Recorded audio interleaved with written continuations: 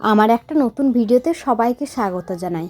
আজকে আমি বাড়িতেই বানিয়েছিলাম সিঙ্গারা, তো সেই রেসিপিটাই তোমাদের সাথে শেয়ার করি। চলো, তার জন্য সবার প্রথমে এখানে ময়দা নিয়ে নিয়েছি, আর একটু বেশি করে সাদা তেল, একটু লবণ দিয়ে ময়দাটাকে বেশ ভালো করে মেখে নিতে হবে। ময়দাটা যেরকম নর্মালি মাখি সেরকমই মাখতে হবে, তাই আমি ভিডিওতে আর দেখাইনি, তা না হলে ভিডিওটা অনেকটাই বড় হয়ে যেত।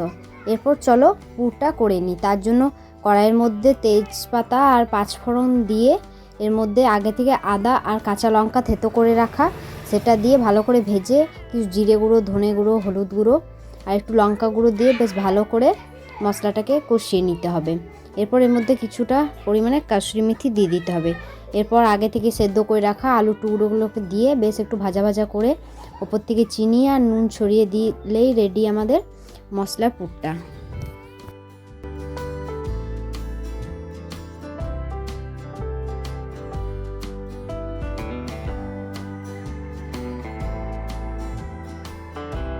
এবার কড়াই থেকে নামিয়ে আলু ম্যাশার দিয়ে একটু ম্যাশ করে নিলেই পুরটা একেবারে রেডি হয়ে যাবে।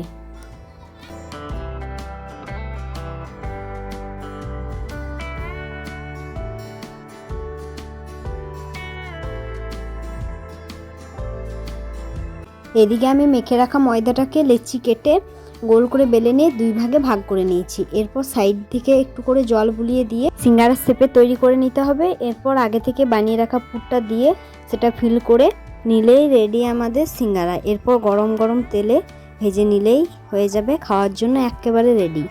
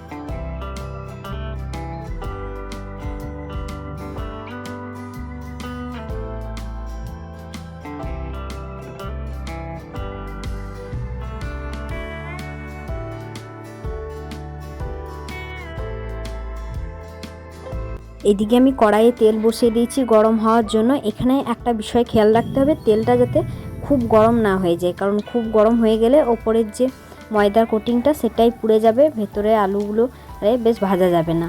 তো সিঙ্গারা ভাজার নিয়মই হচ্ছে একদম কম কম আঁচে ভাজতে হবে, মানে তেলটা যাতে খুব একটু গরম না হয় সেই অবস্থায় সিঙ্গারাগুলো এর মধ্যে দিতে হবে। এরপর এপিট ওপিট পাল্টে ভেজে নিলেই রেডি আমাদের গরমা গরম সিঙ্গারা।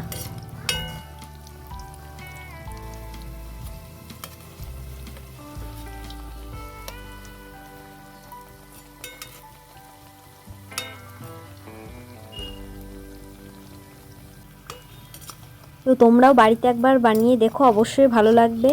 দোকানে কিনে খাওয়ার থেকে বাড়িতে খাওয়াটা অনেকটাই ভালো। তো তোমরা আমাকে জানিও কমেন্টে যে কেমন হয়েছিল তোমাদেরটা। তো আজকের মতো ভিডিওটা এখানেই শেষ করছি, দেখা হবে আবারও কোনো একটা সুন্দর ভিডিওতে। ততক্ষণের জন্য সবাই ভালো থেকো, সুস্থ থেকো। তো আজকের মতো টাটা।